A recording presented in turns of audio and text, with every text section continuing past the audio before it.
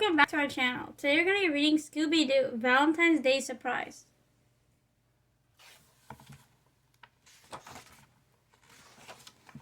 Scooby and the gang were excited to celebrate Valentine's Day.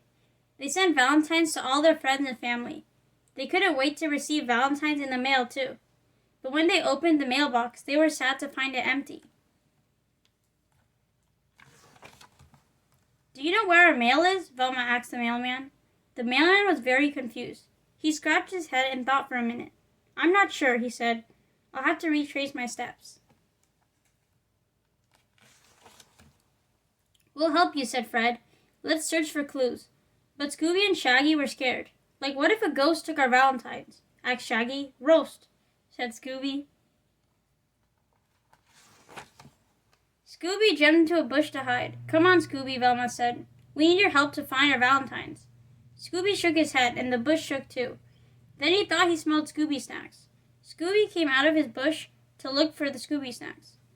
"We should ask the mailman to help us," said Velma. The mailman drove Scooby and the gang to Mrs. Feldman's house. "I dropped off a lot of Valentines at this house," said the mailman.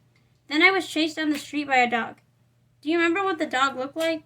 asked Daphne. "She was wearing a red bow," said the mailman. Everyone looked for clues in Mrs. Feldman's yard. Scooby found something yummy. Velma picked up something small and red. "Is it a bow?" asked Daphne.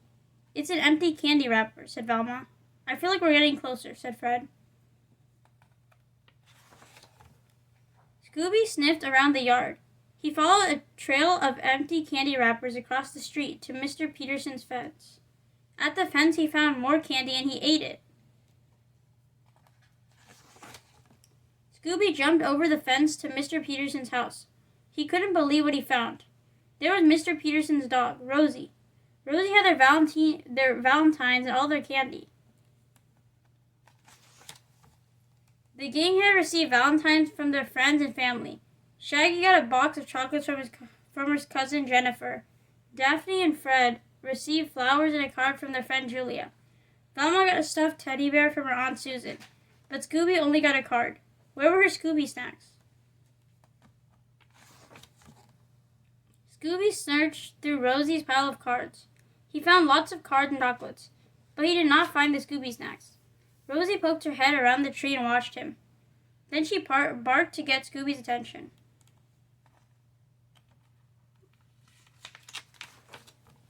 Scooby turned around and saw Rosie holding out a box of Scooby snacks just for him. It was Scooby's best Valentine's Day ever. "Scooby-Dooby-Doo," barked Scooby. Thank you for joining us for today's book read, Scooby-Doo's Valentine's Day Surprise. We hope you guys enjoyed the book. Consider subscribing if you're new to our channel and share this with your friends and family if they have kids that might enjoy this book. And stay tuned for more book reads coming your way. Take care, guys, and thank you for joining us. Goodbye. Bye.